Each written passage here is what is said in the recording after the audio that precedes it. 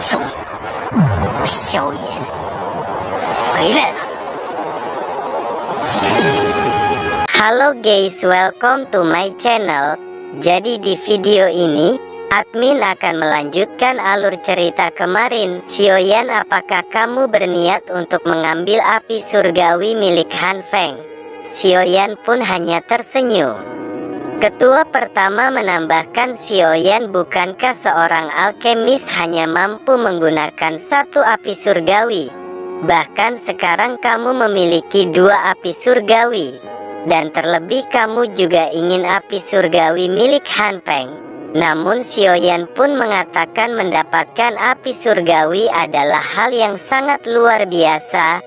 Namun aku juga merasakan hal menderita ketika aku menyempurnakan inti api. Mungkin jika aku menyempurnakan inti api Heart Flame milik Han Feng, aku bisa saja mati. Namun selalu ada kesempatan dalam hal mematikan. Ketua pertama pun hanya terdiam. Dia mengetahui penderitaan Xiaoyan ketika mendapatkan inti api itu. Memanglah tidak mudah. Ketua pertama pun mengatakan bahwa aku akan menyerahkan Han Feng setelah pertempuran besar ini selesai. Setelah pertempuran ini kamu bisa memanggilku Yao Yunxi. Xiaoyan tahu hanya orang tertentu yang dapat memanggil seorang dozong dengan nama itu. Dengan ini sepertinya ketua pertama pun mengakui kekuatan Xiaoyan, dan hubungan mereka pun akan semakin dekat. Kemudian ketua pertama pun mengatakan hari ini adalah hari di mana untuk kita membalas apa yang telah mereka lakukan. Itu adalah sebuah penghinaan besar. Mendengar perkataan itu, para murid akademi pun mereka bersemangat dalam pertempuran ini. Singkat cerita, mereka pun dengan serentak menuju kota Han Feng. Yang terlihat ternyata kota Han Feng terlihat sepi seperti kota hantu.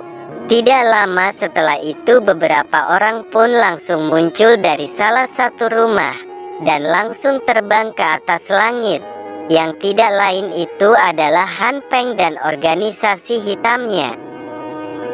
Ketua pertama pun mengatakan, aku akan membalaskan apa yang telah kalian lakukan 2 tahun lalu. Kalian telah mengacau akademi dalam dan sekarang aku akan membalas kalian semua. Cerita pun berpindah kepada Han Feng. Han Feng pun melihat sekitar dari ketua pertama.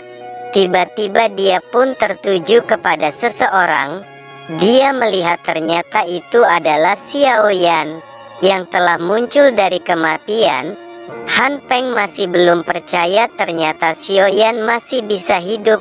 Setelah ditelan oleh piton api, Han Feng pun bertanya-tanya, bagaimana kamu masih bisa hidup sampai sekarang Xiaoyan? Aku akan membalaskan dendam apa yang telah kau lakukan kepada guruku Han Feng. Han Feng menjawab, aku khawatir dengan kekuatanmu kau tak akan mampu menghadapiku Xiaoyan. Di sisi lain ternyata Han Feng memiliki rencana yang telah dia siapkan. Yang ternyata Han Feng telah memiliki koneksi dengan sekte yang sangat mengerikan dan juga sangat kuat. Han Feng berkata jika sekte itu mengetahui roh dari Yao Lao masih ada, mungkin sekte itu akan mencari keberadaan Yao Lao. Rencana Han Feng tentu untuk membuat roh gurunya mati selamanya. Dan ketika dahulu Han Feng membunuh gurunya Yao Lao, itu semua tentu saja ada peran dari sekte tersebut. Kalau tidak seperti itu, bagaimana mungkin Han Feng mampu membunuh gurunya yang berada di puncak Dojun? Akhirnya setelah memikirkan hal tersebut, Han Feng menyuruh para pasukannya dari organisasi hitam untuk bersiap. Begitu pula para ketua akademi dan para murid gerbang Pan, mereka pun telah bersiap. Cerita pun berpindah kepada ketua pertama yang mengatakan kepada Xiaoyan, Xiaoyan, kamu jangan sampai kalah dari Han Feng. Jika kamu kalah dari Han Feng, pasti para murid akademi semangat mereka akan turun. Bagaimanapun kamu adalah orang yang membuat mereka semangat dalam pertempuran ini. Xiaoyan berkata, ketua pertama, tenang saja, serahkan Han Peng kepadaku. Aku akan menghajar dia sampai dia tak akan kembali muncul di muka bumi ini. Setelah itu ketua pertama pun langsung pergi dari sisi Xiaoyan. Dan benar saja ketua pertama kembali dihadang oleh Master Gold dan Master Silver. Master Gold dan Master Silver mereka tahu di organisasi ini tidak ada yang mampu menghadapi ketua pertama yang ada di tingkat dojong selain mereka berdua. Dengan menggabungkan kekuatan mereka, mereka pun menahan ketua pertama. Cerita pun berpindah lagi kepada Xiaoyan yang menatap tajam Han Peng. Han Peng mengatakan, Xiaoyan, apakah kamu yakin kamu akan menang dalam pertempuran ini? Apakah kamu tahu, aku yang dulu bertingkat Do Huang, ternyata aku berhasil menembus penghalang antara Do Huang dan Dojong. Aku sekarang bertingkat Dojong. Apa kamu sekarang masih yakin kamu mampu menang dariku, Xiaoyan?